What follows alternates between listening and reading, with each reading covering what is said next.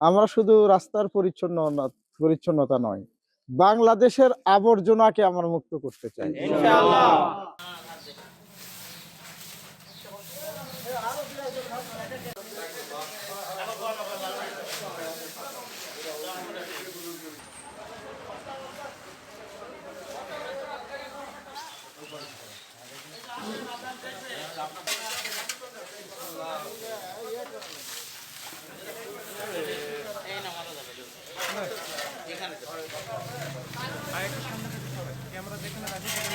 আমরা শুধু রাস্তার পরিচ্ছন্নতা নয়, বাংলাদেশের আবর্জনাকে আমরা মুক্ত করতে চাই ইনশাআল্লাহ।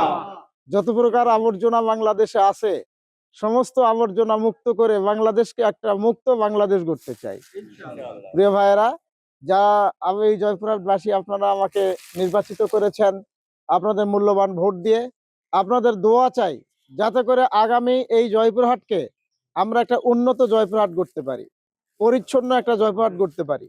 মানুষের সকল ক্ষেত্রেই মানুষের যে সমস্ত সমস্যা আছে সেগুলি সমস্যার সমাধানের চেষ্টা করব এবং আগামীর এই জয়পুরহাটকে স্বাস্থ্য বলি, শিক্ষা বলি, আর রাস্তাঘাটের সংস্কার বলি, সকল ক্ষেত্রে আমরা করার চেষ্টা করব। সেক্ষেত্রে আমাদের এই সরকার, আমাদের যদিও বিরোধী দলে আমরা আছি, তারপরে আমরা আপ্রাণ চেষ্টা করব বিরোধী দল থেকেই এই জয়পুরহাট একটা পরিচ্ছন্ন জয়পুরহাট গড়ার জন্য।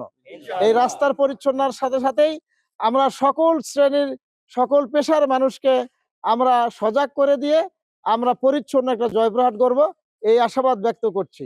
আমরা যেন সকল প্রকার আবর্জনা মুক্ত একটা বাংলাদেশ গড়তে পারি, এর জন্য সবাই মিলে ঐক্যবদ্ধ চেষ্টা করবো ইনশাআল্লাহ। আল্লাহ আমাদেরকে সে মানের একটা বাংলাদেশ গড়ার, সে মানের জয়পুরহাট গড়ার তৌফিক দান।